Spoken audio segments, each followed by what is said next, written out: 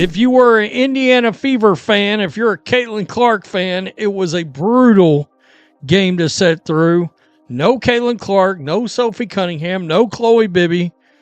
The Indiana Fever just went through one of the most disheartening, soul-crushing, and downright ugly games of the season, and it was a reality check that everyone associated with the franchise needs to internalize.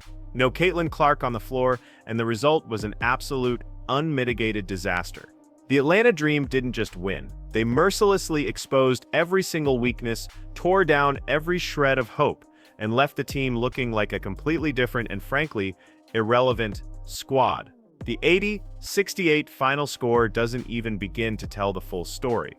This wasn't a loss, this was a public humiliation. Aliyah Boston was a complete no-show.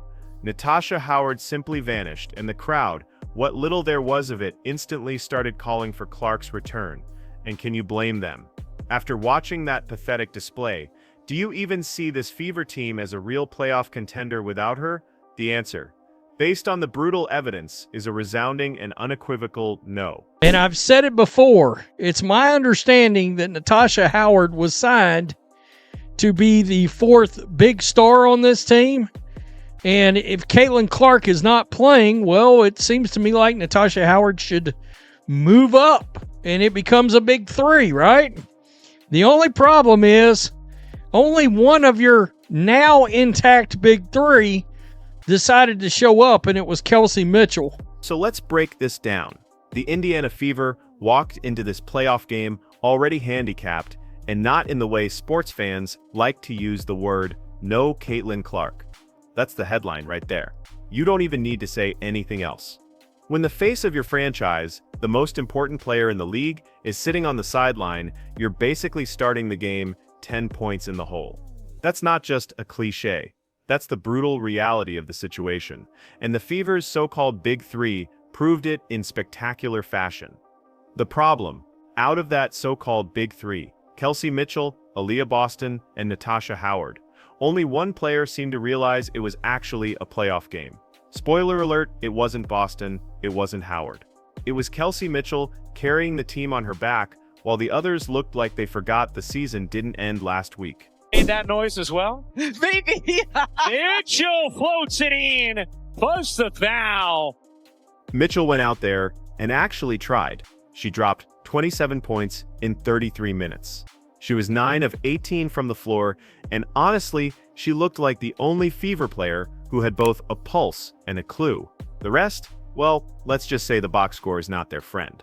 They were a collective monument to a total lack of effort, a complete and utter no-show.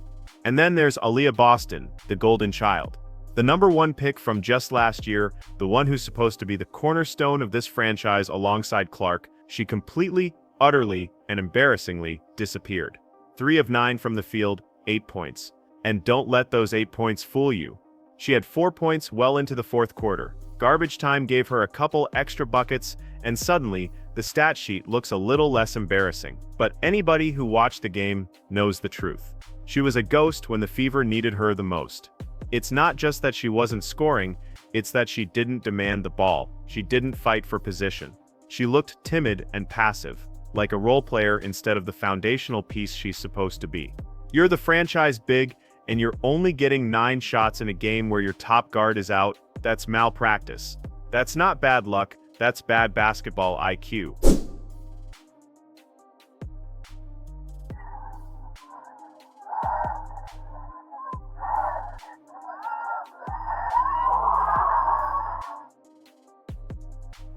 And then there's Natasha Howard. You want to talk about invisible? She went 2 for 7. That's 28% for those keeping score. 5 points. This is the same Natasha Howard who's a 2-time All-Star, a 3-time WNBA champion, and made an All-WNBA team in 2019. This is the same Natasha Howard who averaged over 17 points per game just last year, and yet, in a playoff game without Clark, she decides, you know what, 7 shots is enough.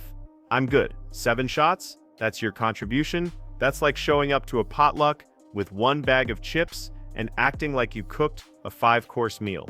It's an insult to the game, to the team, and to the fans who paid to see her play.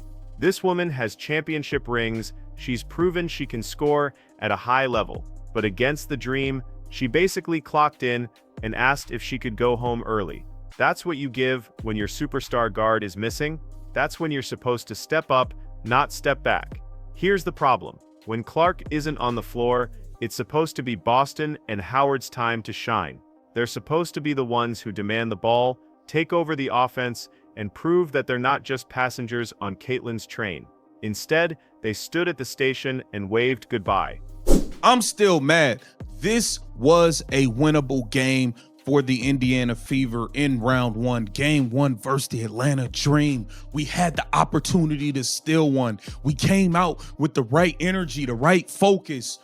The second quarter, they made adjustments. They upped their intensity, slowed down the game, upped their physicality, and we just didn't make any adjustments.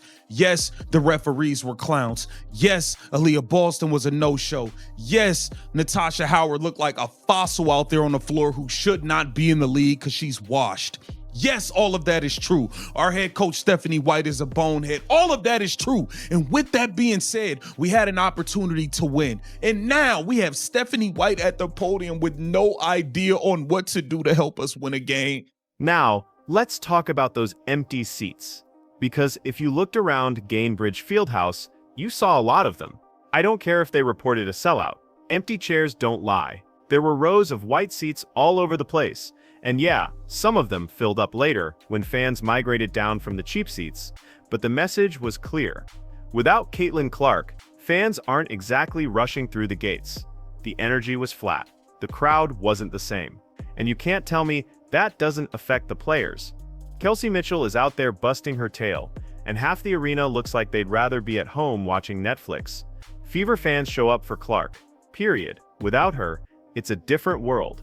The Fever lost 80-68, and honestly, it wasn't even that close. The Dream controlled the game from the start. It wasn't some nail-biter that came down to the final possession. By halftime, you could already tell this wasn't going to end well. The Fever were sluggish, out of sync, and completely lost offensively. And that's the craziest part. This is a team full of veterans. Natasha Howard has championships under her belt. Aliyah Boston has a year of experience now. She's not some wide-eyed rookie anymore. There's no excuse for this kind of no-show. Meanwhile, Stephanie White, the head coach, didn't exactly cover herself in glory either. I get it. She's dealing with injuries, but some of these rotations and decisions were questionable at best. How do Boston and Howard combine for just 16 shot attempts? That's insane. These two should be taking 12 to 15 shots each, minimum, especially with Clark out. Instead, you've got Odyssey Sims taking 7 shots, Ariel Powers with 4, and Shea Petty with 2. No disrespect, but those aren't the players you want carrying your offense in the postseason. And then there was White's little moment with the refs. Yeah, she got a technical foul, and some people acted like it was some grand gesture of leadership. Sorry, but a technical doesn't win games. A technical doesn't magically make Boston and Howard remember how to play basketball. It was too little, too late. It was a distraction. Nothing more. Speaking of the refs, let's just get this out of the way. They were awful, and not just against the Fever, but against both teams. Missed calls, phantom fouls, inconsistency all over the place. The WNBA has some of the worst officiating in professional sports, and this game was a prime example. But here's the thing. Bad officiating doesn't excuse bad play. The Fever didn't lose because of the refs. They lost because 2/3 of their so-called stars didn't show up. Let's circle back to the fans for a second, because Fever fans are smart. They see what's happening. They know this team lives and dies with Caitlin Clark, and after watching Boston and Howard flop in this game, they're not wrong to demand Clark's return. The team without her is flat, uninspired, and frankly, unwatchable. Fans aren't paying good money to watch an 8-point Boston and a 5-point Howard. They want Caitlin Clark, and they're not shy about saying it. And honestly, that raises a bigger question. How much patience do Fever fans really have with Boston and Howard? Boston is young, sure, but she's supposed to be a cornerstone piece. Nights like this don't exactly inspire confidence. And Howard, she's a veteran. She should know better. She should demand the ball. She should take over when Clark isn't out there. Instead, she played like a role player hiding in the shadows. That's unacceptable. And don't even get me started on the lack of three-point shooting.